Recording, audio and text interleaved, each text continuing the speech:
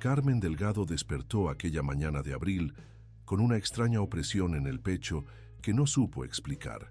El sol primaveral se filtraba por las contraventanas de madera noble de su casa en el barrio de San Francisco, iluminando las baldosas andaluzas heredadas de generaciones anteriores. A los 45 años, llevaba 18 casada con Miguel Herrera, y durante todo ese tiempo había creído conocer cada recoveco del alma de su marido, como las callejuelas empedradas de Ronda que recorría cada día camino a la escuela primaria, donde enseñaba desde hacía más de 20 años. Esa mañana, mientras preparaba el desayuno con aceite de oliva virgen extra de los olivares que rodeaban el pueblo, algo en su interior le susurraba que su mundo estaba a punto de tambalearse como los antiguos muros árabes que una vez protegieron la ciudad. Miguel había salido temprano alegando una reunión urgente en la cooperativa olivarera donde trabajaba como contable, lo cual no era inusual, pero últimamente estas reuniones matutinas se habían vuelto más frecuentes y sus explicaciones más vagas y evasivas. Carmen aprovechó la soledad para ordenar el dormitorio principal, una rutina que había mantenido religiosamente durante todos sus años de matrimonio. Fue entonces cuando, al abrir el cajón de la mesilla de noche de Miguel para guardar unos calcetines recién planchados, sus dedos tropezaron con un sobre que jamás había visto antes. Su corazón comenzó a latir con la fuerza de los tambores de la Semana Santa rondeña cuando vio la caligrafía femenina en el exterior, elegante y familiar. Para mi amor eterno, Miguel. Definitivamente no era su letra. Con manos que temblaban como las hojas de los olivos en el viento de poniente, Carmen abrió la carta, sin poder detener el impulso. Las palabras se difuminaron ante sus ojos mientras leía líneas que le helaron la sangre. Mi querido Miguel, cada encuentro contigo es como robar pedazos de cielo azul. Sé que esto es complicado, especialmente por Carmen, pero nuestro amor es más fuerte que cualquier obstáculo que la vida pueda interponer entre nosotros. No puedo esperar a verte esta tarde en nuestro lugar secreto junto a los jardines de Cuenca, tuya para siempre, con todo mi amor y mi alma, Isabela. Carmen tuvo que sentarse en la cama matrimonial, donde había compartido tantos sueños y confidencias con Miguel. Isabela era su hermana gemela idéntica, la misma que vivía a apenas 3 calles de distancia, en el pintoresco barrio de la ciudad, en una casa pequeña pero encantadora que daba a la Plaza del Socorro. Isabela, su hermana gemela, con quien había compartido el vientre materno durante 9 meses. Los primeros pasos vacilantes por los patios empedrados de Ronda, las travesuras infantiles entre las casas blancas que se asomaban al Tajo, los secretos susurrados bajo las estrellas andaluzas. La sangre se le congeló en las venas mientras los recuerdos de la infancia se agolpaban en su mente como las golondrinas que anidaban en los aleros de las casas rondeñas. Isabela había sido siempre la rebelde de las dos, la envidiosa, la que nunca se conformaba con lo que tenía y siempre codiciaba lo ajeno. Desde que eran niñas pequeñas, cuando sus padres fallecieron en aquel terrible accidente de carretera mientras viajaban a Málaga para celebrar su 10º aniversario de boda, las 2 hermanas habían sido criadas por su tía Esperanza en esta misma casa que ahora habitaba Carmen. Pero Isabela siempre había querido apropiarse de todo lo que pertenecía a Carmen: sus muñecas favoritas, sus amigas de la escuela, sus vestidos más bonitos, incluso sus pretendientes durante la adolescencia. Y ahora, de la manera más cruel y despiadada imaginable, había conseguido infiltrarse en lo más sagrado: su matrimonio, su hogar, su identidad como esposa de Miguel. Carmen guardó la carta en su bolso de piel, con manos que apenas podían sostener el papel, y salió de casa como una autómata, caminando sin rumbo fijo por las calles que de repente le parecían extrañas y hostiles. Las calles empedradas de Ronda, que siempre habían sido su refugio y su hogar, ahora parecían más estrechas y agobiantes que nunca. Las casas blancas encaladas se alzaban a ambos lados como testigos mudos de su tragedia personal. Caminó sin destino aparente por la carrera Espinel, la arteria principal que dividía la ciudad nueva de la antigua, observando con ojos vidriosos a los turistas que fotografiaban entusiasmados el famoso Puente Nuevo, completamente ajenos al drama desgarrador que se desarrollaba en el corazón de una mujer que creía conocer su lugar en el mundo, se dirigió instintivamente hacia la Plaza de España, donde había pasado tantas tardes de su juventud soñando con el futuro, donde Miguel le había pedido matrimonio una noche estrellada de agosto, donde habían planeado juntos los detalles de su boda y sus sueños de formar una familia. Allí, sentada en el mismo banco de hierro forjado bajo la sombra protectora de los naranjos centenarios, comenzó a atar cabos con una lucidez dolorosa que le cortaba la respiración como cuchillos afilados. Los retrasos inexplicables de Miguel durante los últimos meses, las excusas laborales cada vez más elaboradas e inverosímiles, las llamadas telefónicas que cortaba abruptamente cuando ella entraba en la habitación, las ausencias prolongadas que justificaba con viajes a pueblos cercanos para resolver asuntos de la cooperativa. Todo comenzaba a cobrar un sentido aterrador, un rompecabezas macabro que se iba completando pieza por pieza ante sus ojos, revelando una imagen que prefería no haber visto jamás. Su mundo, construido pacientemente durante 18 años de matrimonio, se desmoronaba como un castillo de naipes bajo la brisa andaluza. Esa tarde, en lugar de regresar directamente a casa después de terminar sus clases en la escuela primaria, como hacía habitualmente, Carmen tomó una decisión que cambiaría para siempre su percepción de la realidad.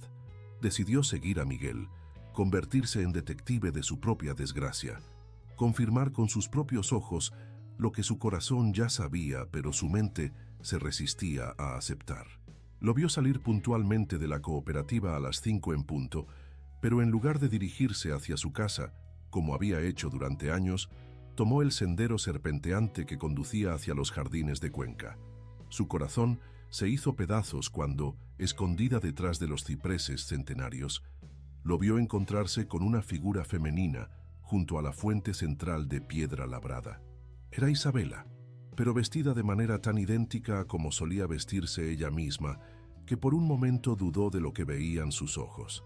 Falda azul marino de corte clásico, blusa blanca de algodón, el mismo peinado con moño bajo que Carmen había llevado desde siempre, incluso los mismos pendientes de perlas que habían sido de su madre. Desde la distancia, cualquier observador casual habría jurado que era la misma Carmen quien se encontraba secretamente con Miguel en aquel rincón romántico del jardín. Los vio abrazarse con una intimidad devastadora que Carmen reconoció como exclusivamente suya, besarse con la misma pasión que ella creía que Miguel reservaba únicamente para ella, acariciarse con gestos que pertenecían a su matrimonio, a su historia de amor, a su identidad como pareja. Isabela no solo había conseguido seducir a su marido, sino que había logrado infiltrarse completamente en su vida, usurpar su lugar, robar su identidad como esposa, convertirse en una versión alternativa de ella misma que aparentemente Miguel prefería en secreto. Carmen se alejó del lugar con lágrimas que rodaban incontenibles por sus mejillas, sintiendo que el suelo firme de Ronda se desmoronaba bajo sus pies, como los antiguos cimientos árabes que los arqueólogos descubrían periódicamente durante las excavaciones. Regresó a casa con pasos inciertos, como una sonámbula que navegara por una pesadilla de la cual no podía despertar, preguntándose cuánto tiempo llevaba viviendo en una mentira tan perfectamente construida que ni siquiera había sospechado su existencia. Al llegar a su casa, Miguel ya estaba allí, duchándose y silbando despreocupadamente como si acabara de regresar de una jornada laboral normal y rutinaria. Durante la cena, que Carmen preparó mecánicamente mientras su mente procesaba lo que había presenciado, él actuó con la normalidad de siempre, preguntándole por sus alumnos más problemáticos, comentando sobre las fluctuaciones del precio de la aceituna en el mercado internacional, haciendo planes para las vacaciones de verano en la costa malagueña, como si nada hubiera cambiado en sus vidas. Carmen lo observaba como si fuera un completo extraño sentado en su mesa, preguntándose cuánto tiempo llevaba Miguel perfeccionando esta doble vida, cuántas veces Isabela había ocupado su lugar no solo en los brazos de su marido, sino posiblemente en su propia casa, en su propia cama, en los rincones más íntimos de su existencia matrimonial. La pregunta que más la atormentaba era si alguna vez había sido realmente la única mujer en la vida de Miguel o si desde el principio había compartido su amor sin saberlo. Esa noche, Carmen permaneció despierta hasta el amanecer, escuchando la respiración profunda y tranquila de Miguel a su lado, preguntándose si los nombres que susurraba en sueños eran realmente el suyo o el de Isabela. Los recuerdos más preciados de su matrimonio se teñían ahora de una sombra siniestra de dudas. ¿Cuántas veces Miguel había confundido sus nombres durante los momentos más íntimos? ¿Cuántas caricias destinadas aparentemente a ella habían sido en realidad fantasías con su hermana gemela? La traición no era solo una cuestión de infidelidad marital, sino una usurpación completa de su identidad como mujer, como esposa, como ser humano único e irreemplazable. Los días que siguieron transcurrieron como una pesadilla interminable, de la cual Carmen no podía despertar. Mantenía las apariencias en la escuela con una sonrisa que se pegaba a su cara como una máscara de porcelana. Enseñaba a sus alumnos con la profesionalidad que había cultivado durante décadas, corregía cuadernos y preparaba lecciones, pero por dentro se desmoronaba como las murallas medievales que el tiempo y la intemperie habían ido erosionando lentamente. Decidió no confrontar directamente a Miguel o Isabela hasta tener una comprensión completa de la situación, convirtiéndose en investigadora de su propia tragedia personal. Comenzó a observar meticulosamente los horarios de ambos, a notar detalles que anteriormente había pasado por alto, con la confianza ciega del amor verdadero. Isabela, que supuestamente trabajaba medio tiempo en una pequeña tienda de souvenirs para turistas cerca de la Plaza de Armas, tenía demasiados días libres inexplicables que coincidían misteriosamente con las ausencias prolongadas de Miguel de la cooperativa. Las piezas del rompecabezas se iban encajando con una precisión matemática que resultaba asfixiante. Una tarde particularmente calurosa de mayo, mientras caminaba por el serpenteante barrio de la ciudad en dirección a la casa de su tía Esperanza para la visita semanal que mantenían religiosamente desde hacía años, Carmen se topó inesperadamente con doña Remedios, la vecina más cotilla de todo Ronda, una mujer de lengua afilada y ojos perspicaces que conocía los secretos de medio pueblo.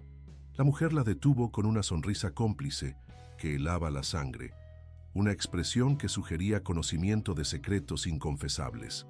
«Ay, Carmen, hija mía», comenzó doña Remedios con esa falsa dulzura que caracterizaba a las portadoras de malas noticias. «Qué suerte tienes con ese marido tuyo, siempre tan atento y considerado con la familia. Siempre lo veo visitando a Isabela para ayudarla con sus cosas de la casa, llevándole la compra cuando está indispuesta, acompañándola al médico cuando tiene sus achaques. Qué bueno es cuidar así de la familia política, no como otros maridos que se desentienden completamente de los parientes de sus esposas». Carmen sonrió mecánicamente mientras por dentro sentía que se abría un abismo bajo sus pies. Toda Ronda conocía la situación excepto ella, la protagonista involuntaria de esta tragedia doméstica. Los vecinos habían sido testigos silenciosos de los encuentros entre Miguel e Isabela, interpretándolos benévolamente como gestos de cuñado solícito, cuando en realidad estaban presenciando una traición que se desarrollaba a plena luz del día. La humillación pública se sumaba ahora al dolor privado de la traición, creando una herida doble que parecía imposible de sanar. Llegó a casa de su tía Esperanza con el alma fragmentada en 1000 pedazos. La anciana de 82 años, que había sido su figura materna desde la orfandad temprana, la recibió con el cariño de siempre, preparándole una taza de té de manzanilla endulzado con miel cristalizada de los montes que rodeaban Ronda. Mientras charlaban aparentemente sobre trivialidades del pueblo y recuerdos de la infancia, Carmen estudió intensamente el rostro arrugado pero todavía expresivo de su tía, buscando señales de complicidad o conocimiento del engaño que consumía su vida. Esperanza había sido como una madre verdadera para ambas hermanas huérfanas, pero siempre había mostrado una predilección especial por Isabela, justificando sistemáticamente sus travesuras infantiles y sus caprichos adolescentes con la explicación de que era más sensible, más vulnerable. más necesitada de protección y comprensión. Carmen se preguntaba ahora con una lucidez dolorosa si esa preferencia histórica continuaba siendo más fuerte que cualquier lealtad hacia la hermana que había sido traicionada de la manera más cruel imaginable. La confirmación de sus sospechas más oscuras llegó cuando Esperanza, aparentemente sin malicia pero con una ingenuidad que resultaba devastadora, comentó con genuina alegría: Isabela ha estado especialmente contenta y radiante últimamente, se la ve rejuvenecida, como si hubiera encontrado finalmente el amor verdadero de su vida, después de tantos años de soledad y desengaños amorosos. Me alegro profundamente por ella. Se merece toda la felicidad del mundo después de haber sufrido tanto. Carmen sintió que le faltaba el aire, como si estuviera ascendiendo la serranía de Ronda sin oxígeno suficiente.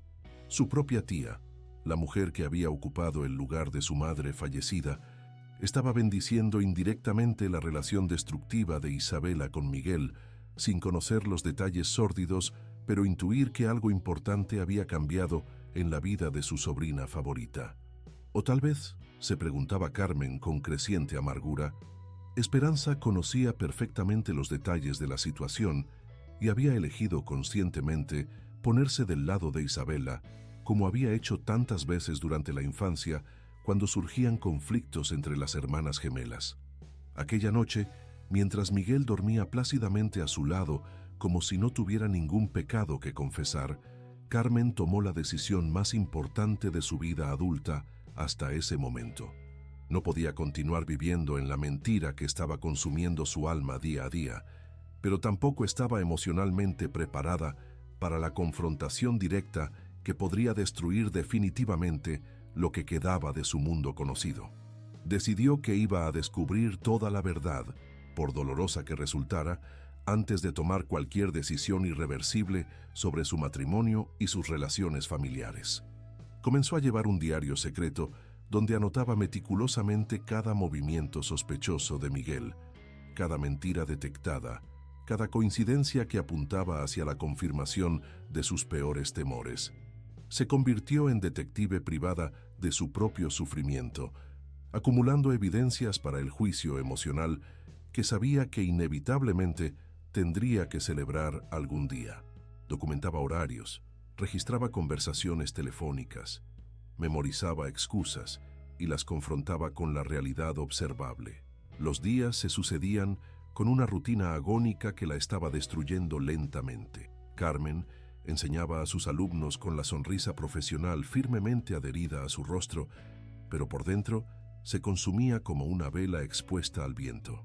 Miguel continuaba llegando tarde a casa con excusas cada vez más elaboradas sobre reuniones extraordinarias de la cooperativa, problemas técnicos con la maquinaria de procesamiento de aceitunas, visitas obligadas a proveedores en pueblos de la provincia de Málaga que Carmen nunca había escuchado mencionar anteriormente. Isabela, por su parte, había comenzado a frecuentar más asiduamente la casa familiar, apareciendo para los almuerzos dominicales tradicionales con una alegría sospechosa que irradiaba desde su interior como una luz artificial. Lucía ropa nueva que Carmen no recordaba haberle visto comprar, joyas discretas pero elegantes que no correspondían con sus ingresos declarados de la tienda de souvenirs, un brillo en los ojos que solo podía explicarse por la presencia del amor clandestino en su vida. Fue durante uno de esos almuerzos dominicales, mientras Isabela ayudaba a Carmen a servir la paella de verduras que era tradición familiar desde generaciones, cuando Carmen notó algo que la dejó completamente petrificada. Su hermana llevaba puesto el collar de perlas y oro blanco que ella misma había perdido misteriosamente varios meses atrás. Una joya única que Miguel le había regalado como sorpresa romántica para celebrar su 15º aniversario de matrimonio, diseñada especialmente por un artesano joyero de la calle Tenorio. Cuando Carmen preguntó casualmente por el collar, fingiendo simple curiosidad femenina, Isabela respondió con una naturalidad apabullante que se lo había regalado un admirador secreto muy generoso y detallista, que prefería mantener en el anonimato por razones que no podía explicar. La desapacidad de su hermana no conocía límites. No solo le había robado el marido, y estaba destruyendo su matrimonio, sino que además se había apropiado de los símbolos materiales de su amor, llevando puesto el collar que Miguel había elegido personalmente para Carmen como expresión de devoción matrimonial. Esa tarde, después de que Isabela se marchara de la casa familiar con su sonrisa radiante y su collar robado, Carmen confrontó directamente a Miguel sobre la joya desaparecida. Él balbuceó una explicación confusa y completamente inverosímil sobre haber visto un collar similar en una joyería del centro de Ronda y haberlo comprado impulsivamente como regalo de cumpleaños tardío para Isabela, porque sabía que le gustaría ese estilo clásico y elegante. La mentira era tan burda y mal construida que Carmen sintió náuseas físicas. Miguel no solo la estaba engañando sistemáticamente con su hermana gemela, sino que además la consideraba tan ingenua y estúpida que creería cualquier explicación absurda que se le ocurriera improvisar. Estaba regalando a su amante las mismas joyas que una vez habían simbolizado el amor exclusivo entre marido y mujer, reciclando los símbolos de su matrimonio para alimentar su relación clandestina. La crueldad de esta traición múltiple superaba cualquier cosa que Carmen hubiera podido imaginar en sus peores pesadillas. Los meses siguientes transcurrieron en una agonía lenta que parecía no tener fin. Carmen había decidido no actuar precipitadamente, sino reunir todas las pruebas necesarias para comprender completamente la magnitud de la traición antes de tomar decisiones definitivas. Su diario secreto crecía día a día con nuevas evidencias devastadoras. Facturas de hoteles rurales a nombre de Miguel, en fechas que supuestamente había estado trabajando en la cooperativa, recibos de restaurantes románticos de pueblos cercanos donde Carmen jamás había estado, fotografías que encontró escondidas en el móvil de Miguel, donde aparecía Isabela vestida con ropa idéntica a la suya. Las fotografías eran particularmente perturbadoras porque revelaban el grado de premeditación de la suplantación de identidad.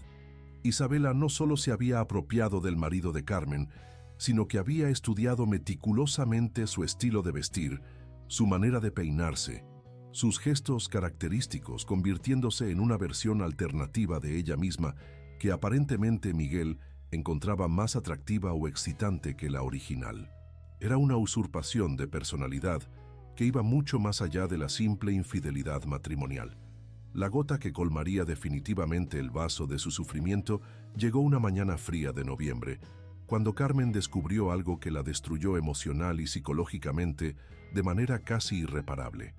Mientras limpiaba a fondo el armario de Miguel, una tarea doméstica que realizaba estacionalmente desde el comienzo de su matrimonio, encontró una pequeña caja de madera tallada escondida cuidadosamente detrás de sus trajes de domingo, en un lugar donde sabía que ella nunca miraría normalmente. Dentro de la caja había no solo más cartas de amor apasionadas firmadas por Isabela, sino también algo que la dejó literalmente sin capacidad de respirar. Una ecografía médica fechada de apenas 2 meses atrás, con el nombre Isabela Delgado, claramente visible en la esquina superior, y una imagen borrosa pero inconfundible de un feto en desarrollo. Su hermana gemela estaba embarazada de su marido, esperando el hijo que ella había soñado desesperadamente durante años sin conseguirlo. El mundo de Carmen se desplomó por completo en ese momento, como si el famoso puente de Ronda hubiera colapsado, llevándose consigo toda su realidad conocida. No se trataba ya de una simple aventura amorosa que pudiera perdonar o superar con tiempo y terapia matrimonial. Ahora había una criatura inocente en camino que cambiaría irrevocablemente la ecuación familiar. El hijo que ella había intentado concebir durante años con tratamientos de fertilidad costosos y emocionalmente agotadores, el bebé que había sido su mayor deseo y su mayor frustración, Isabela lo había conseguido sin esfuerzo aparente.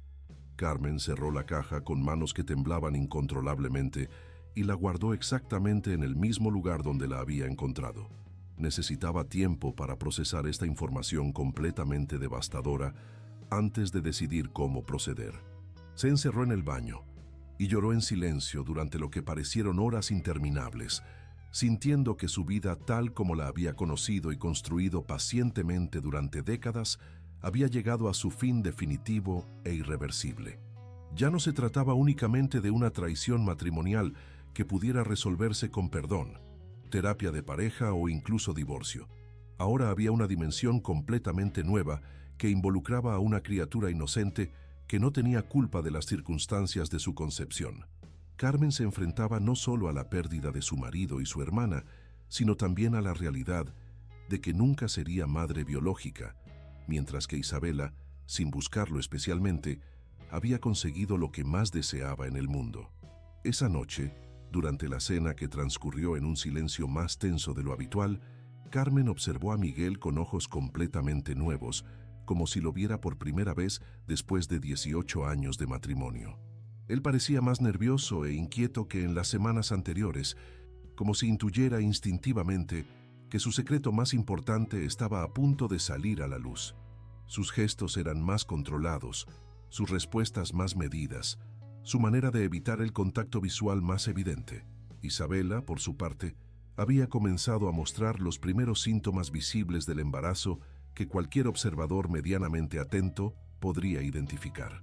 Las náuseas matutinas que justificaba como problemas digestivos causados por el estrés del trabajo, la ropa cada vez más holgada que ocultaba los cambios en su silueta, el brillo especial en los ojos y la piel que caracteriza únicamente a las mujeres que esperan un hijo.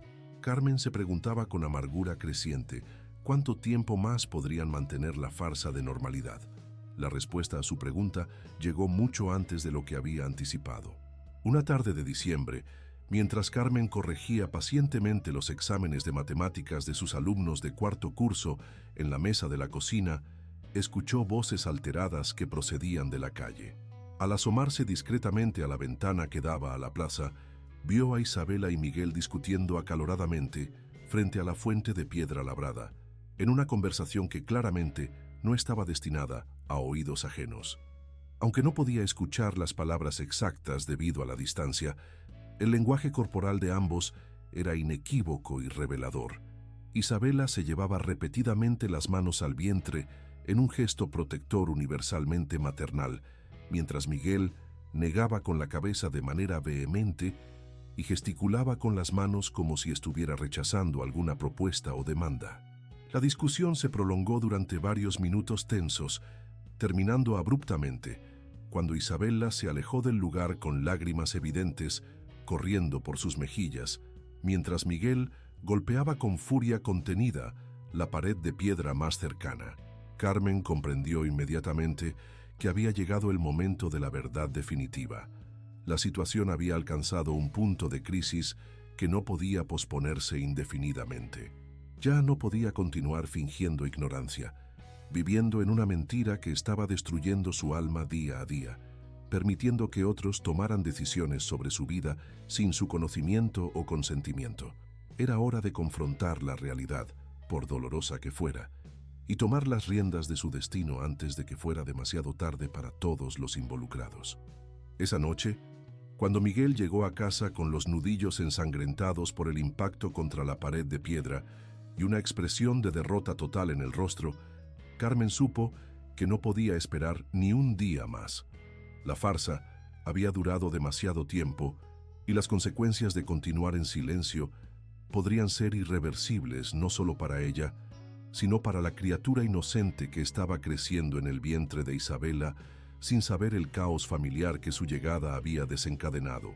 La confrontación final tuvo lugar en la cocina de su casa, el mismo espacio sagrado donde habían desayunado juntos durante 18 años de matrimonio aparentemente feliz, donde habían planeado vacaciones románticas y discutido sus sueños de ser padres, donde habían compartido miles de comidas cotidianas que ahora se revelaban como representaciones teatrales de una felicidad que tal vez nunca había sido completamente real.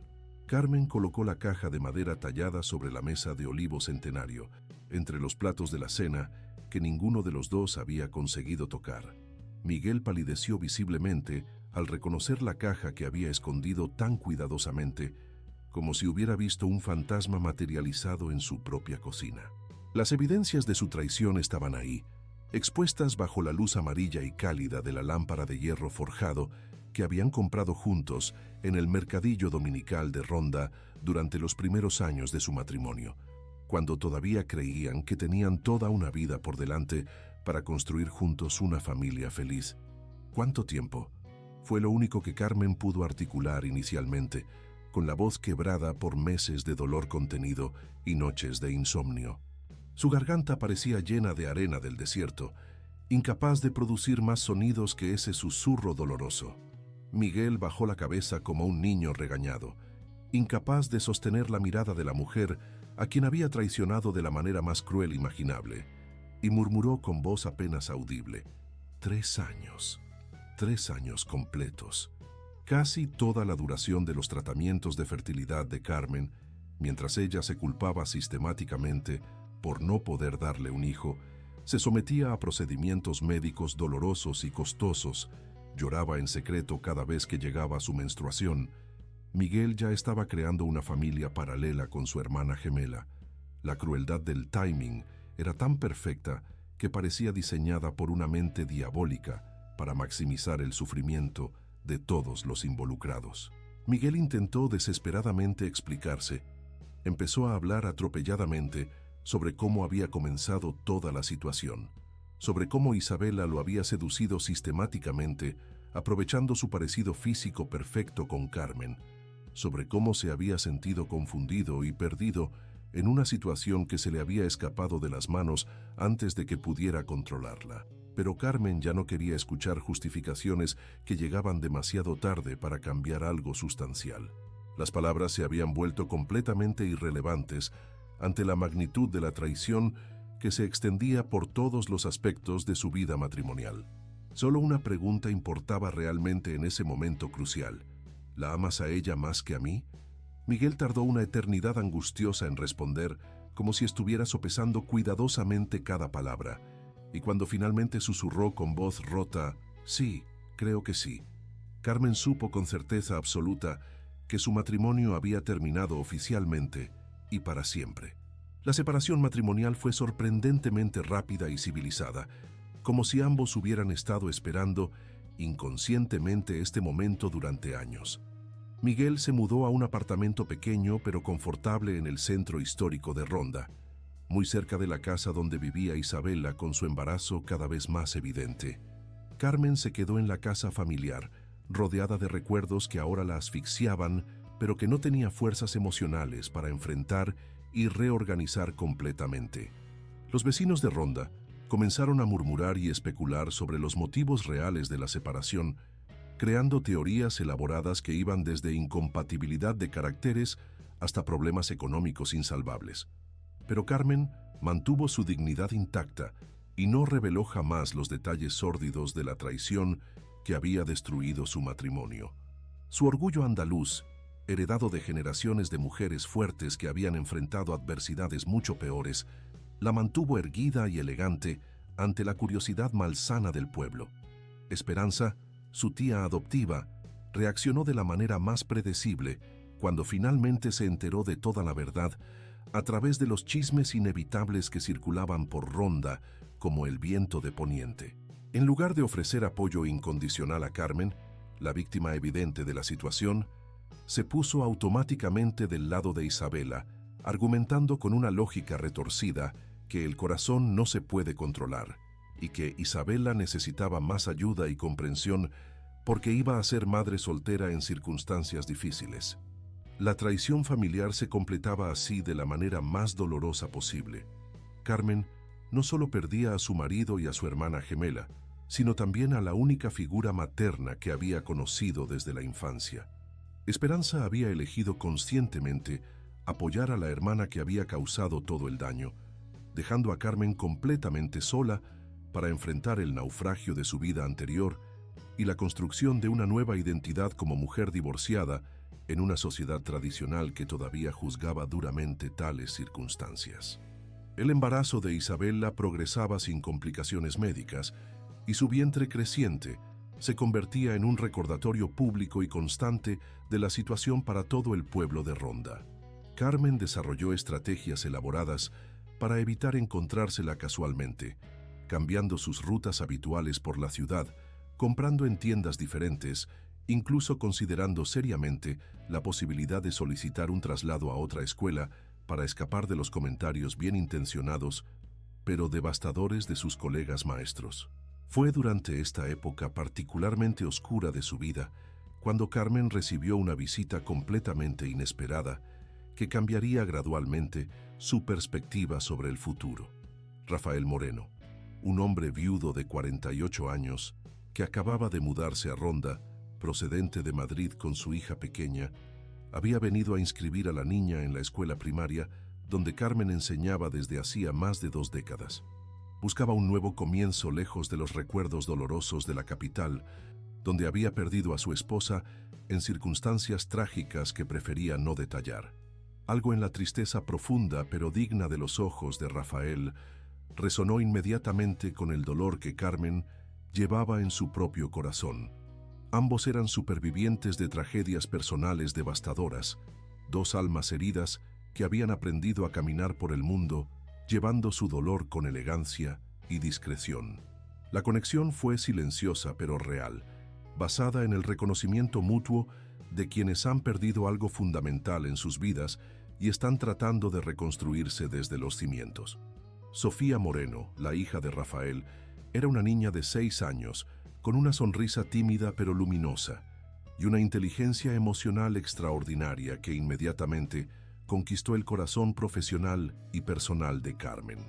La pequeña había perdido a su madre cuando tenía apenas 4 años y había desarrollado una madurez precoz que la hacía especialmente sensible al dolor de los adultos que la rodeaban.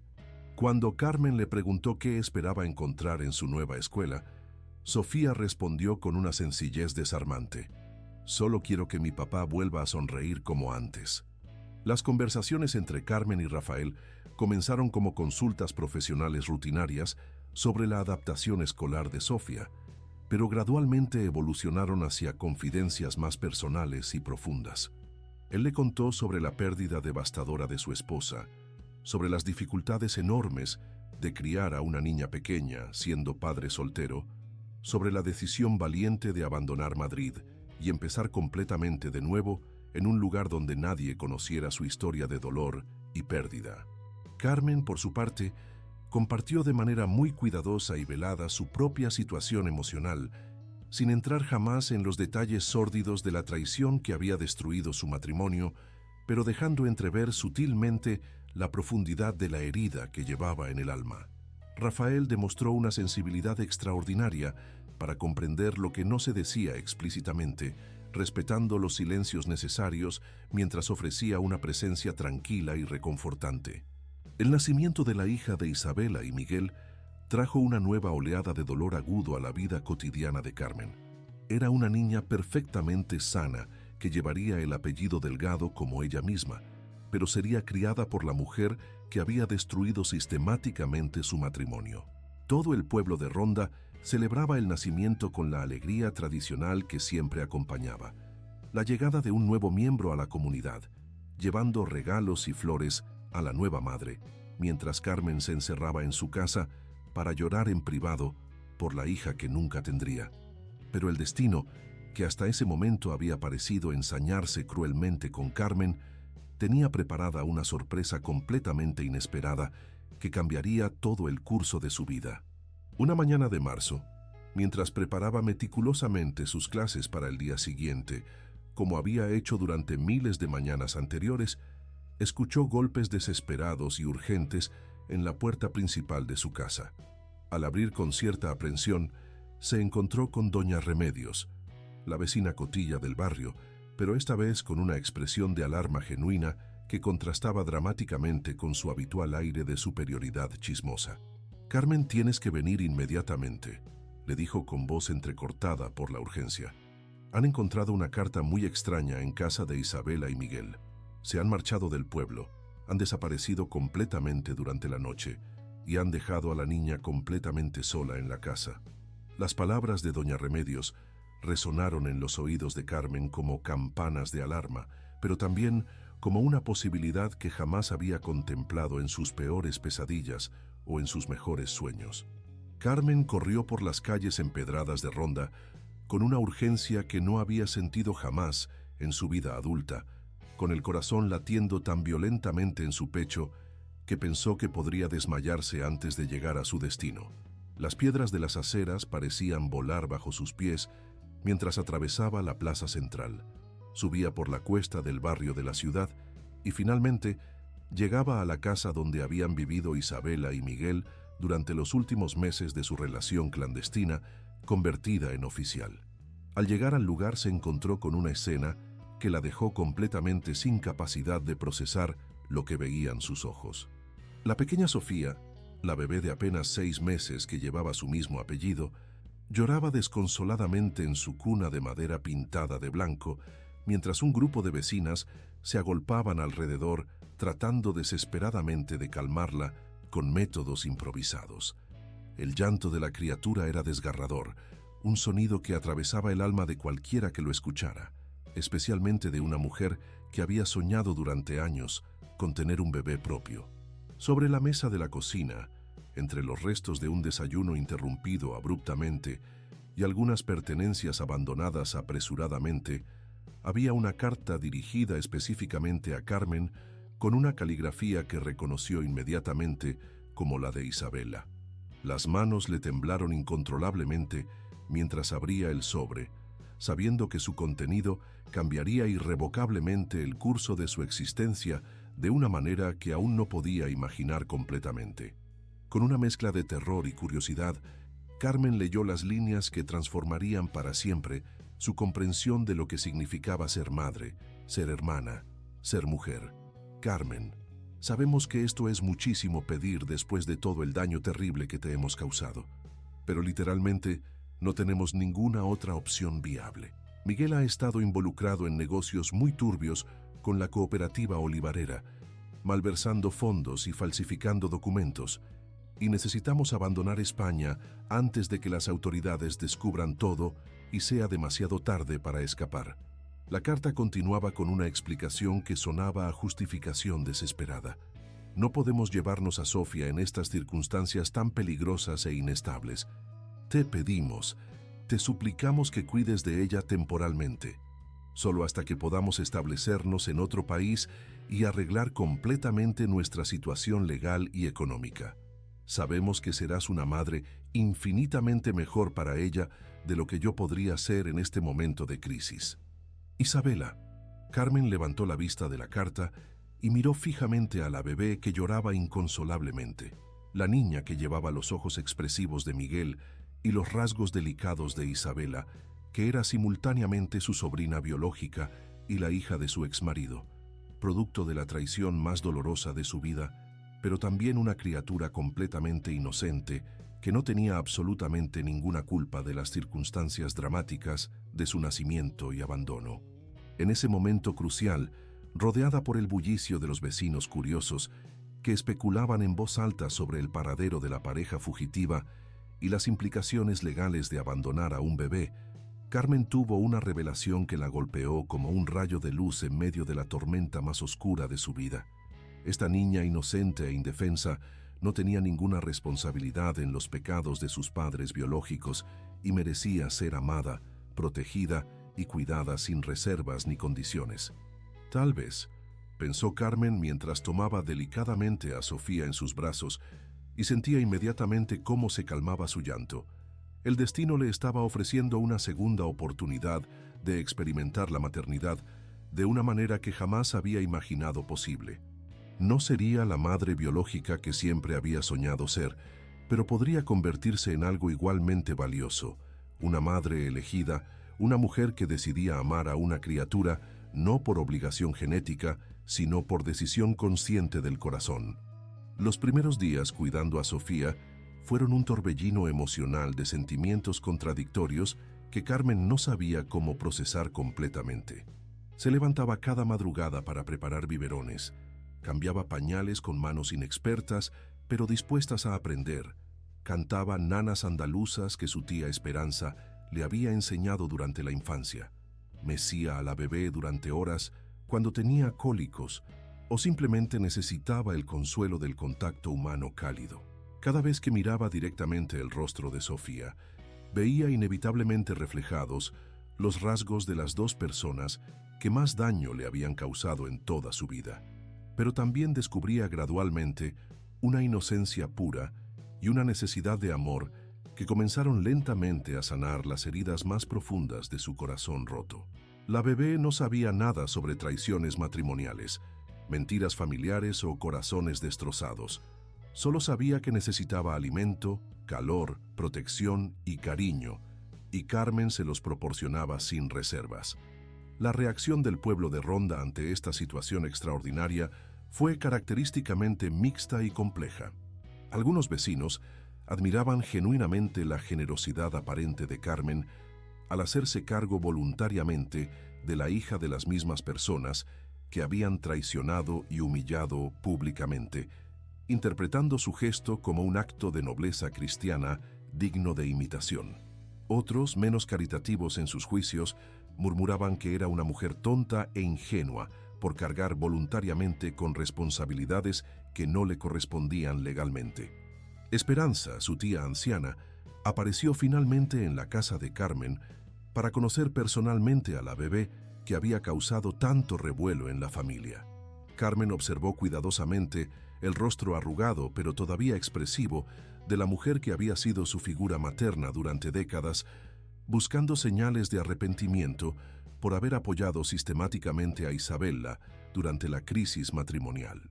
En los ojos ancianos de Esperanza vio una mezcla compleja de emociones: arrepentimiento tardío, admiración inesperada y algo que podría interpretarse como orgullo por la nobleza de corazón que Carmen estaba demostrando.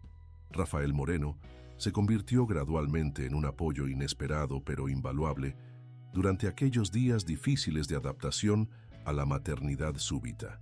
Como padre experimentado que había criado solo a su hija durante años, pudo ofrecer consejos prácticos sobre el cuidado de bebés, cómo preparar correctamente los biberones, qué hacer cuando la niña tenía fiebre, cómo establecer rutinas de sueño saludables, trucos para calmar el llanto nocturno que desesperaba a Carmen durante las primeras semanas.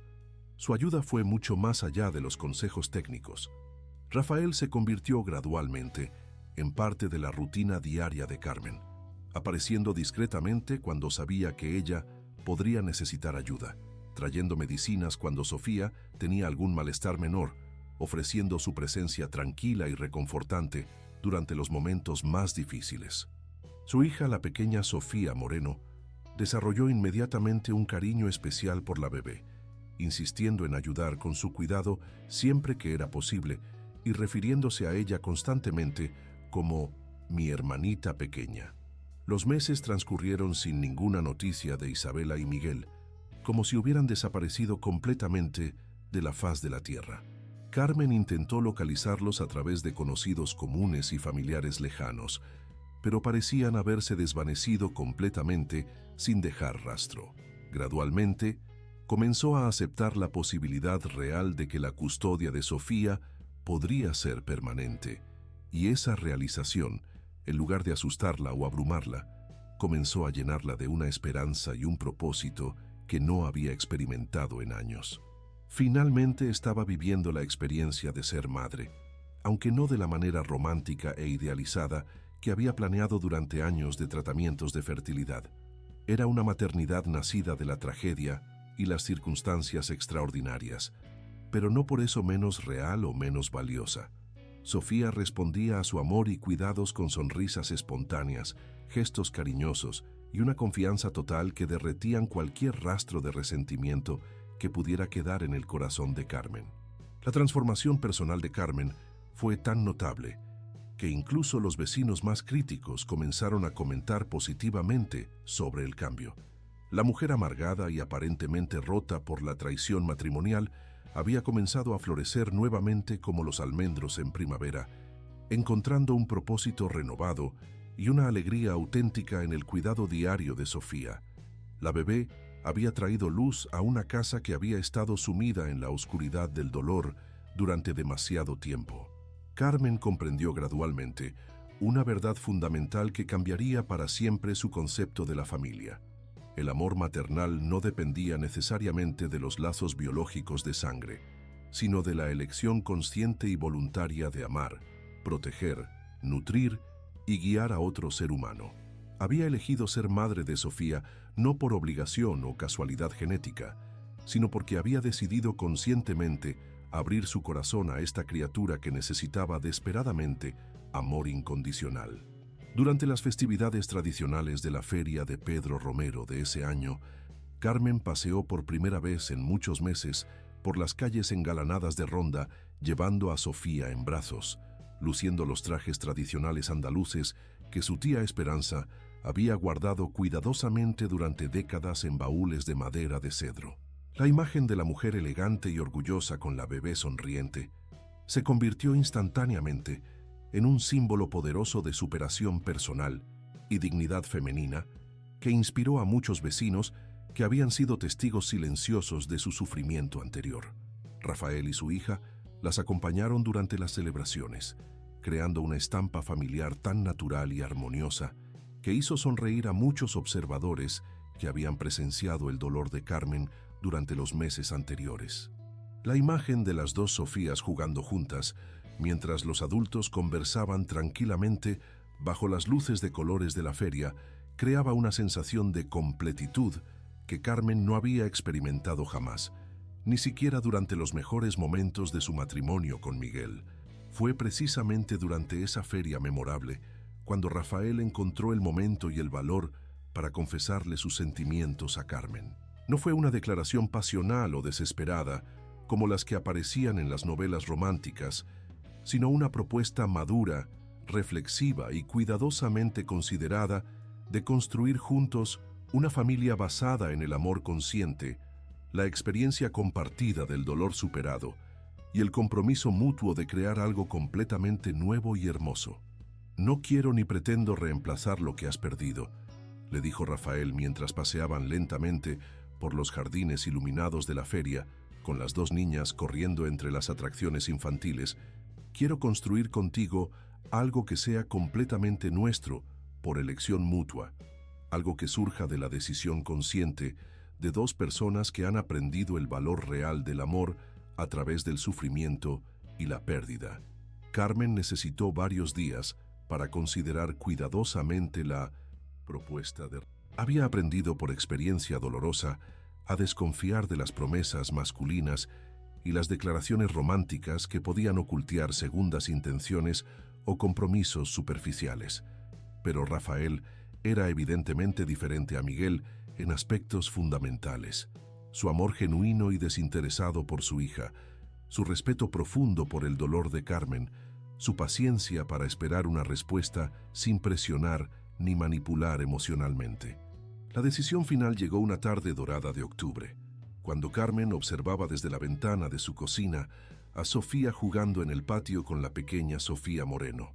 Las dos niñas, una de apenas un año comenzando a caminar y la otra de 7 años llena de energía y curiosidad, habían desarrollado una complicidad hermosa que trascendía completamente las diferencias de edad y las circunstancias complejas que las habían reunido.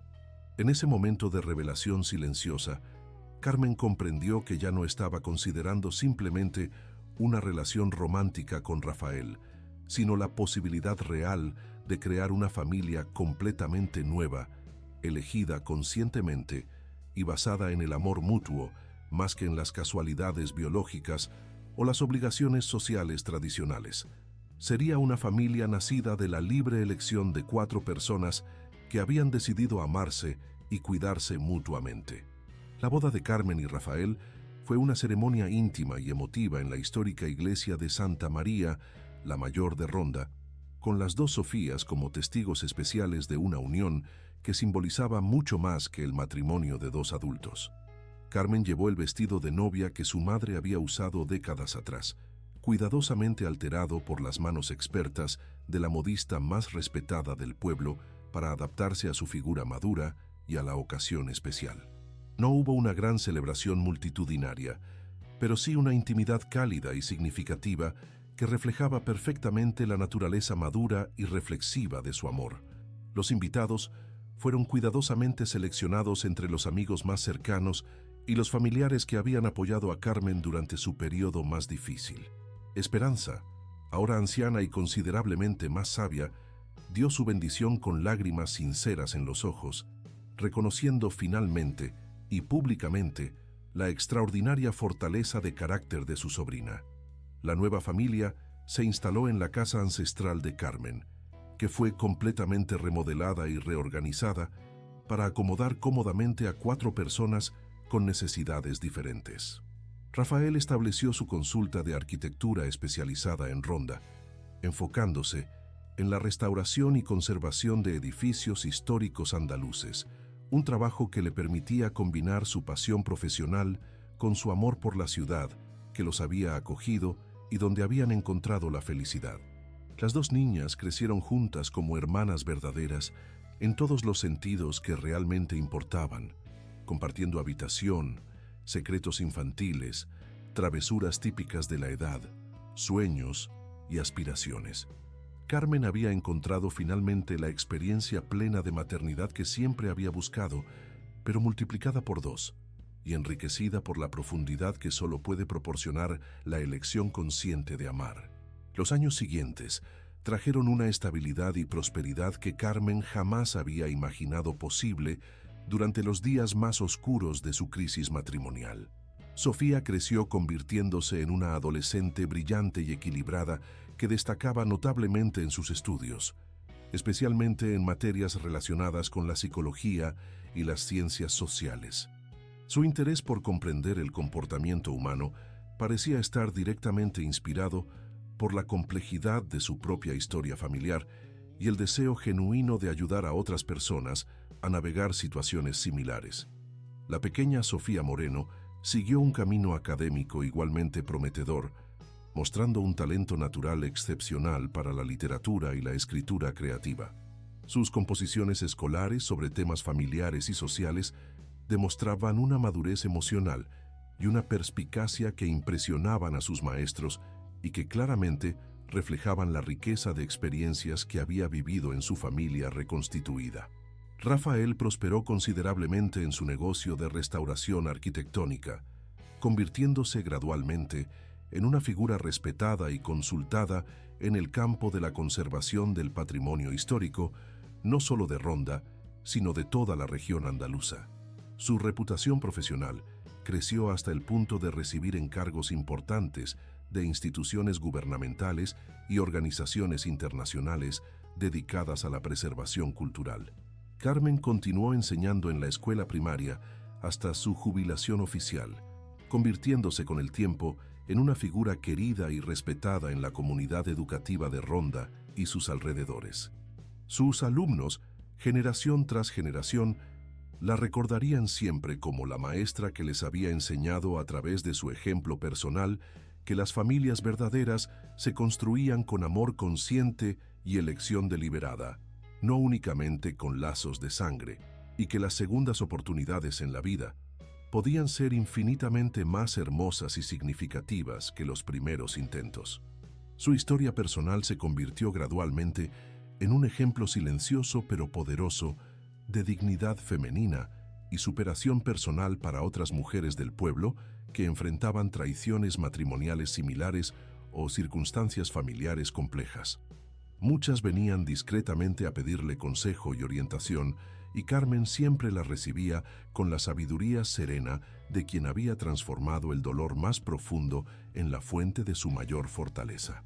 Cuando Sofía cumplió 18 años y se preparaba para comenzar sus estudios universitarios de psicología, llegaron noticias completamente inesperadas que removieron emociones que parecían definitivamente enterradas.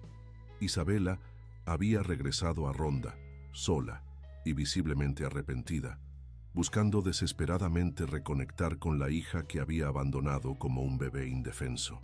Miguel había muerto en un accidente de tráfico en Argentina, donde habían intentado establecer una nueva vida, y ella se encontraba completamente desamparada, sin recursos económicos ni apoyo familiar de ningún tipo. El reencuentro entre las hermanas gemelas fue intensamente tenso y emocionalmente complejo. Isabela, ahora una mujer de 50 años prematuramente envejecida por las dificultades y marcada visiblemente por años de luchas económicas y problemas personales, pidió perdón con lágrimas que parecían genuinas, reconociendo abierta y completamente el daño irreparable que había causado a Carmen y a toda la estructura familiar. Carmen, ya completamente madura y absolutamente segura de su lugar en el mundo y en su familia elegida, pudo escuchar las disculpas de Isabela sin experimentar el rencor corrosivo que había caracterizado los primeros años después de la traición. Sin embargo, tampoco ofreció el perdón completo e incondicional que Isabela buscaba desesperadamente. Había aprendido que algunas heridas podían sanar significativamente con el tiempo y la sabiduría, pero las cicatrices permanecían para siempre como recordatorios necesarios de las decisiones tomadas y las consecuencias enfrentadas. Sofía, ahora una joven de 18 años con una madurez emocional extraordinaria, conoció por primera vez a su madre biológica con una perspectiva equilibrada que impresionó profundamente a todos los adultos involucrados. No sentía resentimiento activo hacia Isabela, pero tampoco experimentaba una conexión emocional inmediata o natural. Carmen había sido su madre en todos los sentidos que realmente importaban, la mujer que había estado presente durante cada momento significativo de su desarrollo, desde sus primeros pasos hasta su graduación de bachillerato. Sin embargo, Sofía demostró una compasión madura y una generosidad de espíritu que hablaba muy bien de la educación que había recibido. Ofreció a Isabela un lugar periférico pero respetuoso en su vida, sin comprometer jamás la estabilidad emocional de la familia que la había criado con tanto amor y dedicación. Fue una demostración extraordinaria de equilibrio emocional en una situación que podría haber sido devastadoramente compleja. Carmen estableció límites muy claros y no negociables para cualquier relación futura entre Isabela y Sofía. Isabela podía visitarla ocasionalmente bajo supervisión discreta, conocer sus progresos académicos y personales a través de informes ocasionales, estar presente como invitada en eventos importantes como graduaciones universitarias o celebraciones familiares, pero no podía interferir jamás en las decisiones familiares cotidianas ni intentar reclamar una autoridad maternal que había abandonado voluntariamente años atrás. Isabela aceptó estas condiciones con una humildad que parecía sincera, evidentemente agradecida de tener al menos alguna oportunidad de conocer a la hija extraordinaria que había crecido y florecido sin ella. Se estableció en un apartamento pequeño cerca del centro histórico de Ronda, trabajando en empleos modestos pero honestos y manteniendo un perfil discreto que respetaba los límites establecidos por Carmen. Los años de la madurez tardía trajeron una estabilidad emocional y una prosperidad familiar que Carmen jamás había imaginado posible durante sus días más oscuros. Sofía se graduó con honores en psicología, especializándose en terapia familiar y convirtiéndose en una profesional respetada que ayudaba a otras familias a navegar crisis similares a la que había vivido en su propia infancia. Su trabajo estaba claramente inspirado por su experiencia personal, pero enriquecido por la formación académica rigurosa y la perspectiva profesional objetiva. La pequeña Sofía Moreno siguió el camino de la literatura, convirtiéndose en una joven escritora talentosa cuyas primeras obras exploraban temas de familias reconstituidas, segundas oportunidades y la complejidad de las relaciones humanas. Sus novelas y cuentos reflejaban una comprensión profunda de la naturaleza humana que claramente provenía de haber crecido en una familia donde el amor había triunfado sobre la adversidad. La vejez llegó para Carmen rodeada completamente del amor incondicional de su familia elegida y consciente. A los 78 años, mientras observaba con orgullo y ternura infinita a su nieta recién nacida, la primera hija de Sofía que había decidido llamarla Isabela en un gesto extraordinario de reconciliación y sanación generacional, Carmen reflexionó serenamente sobre el camino extraordinario e impredecible que había tomado.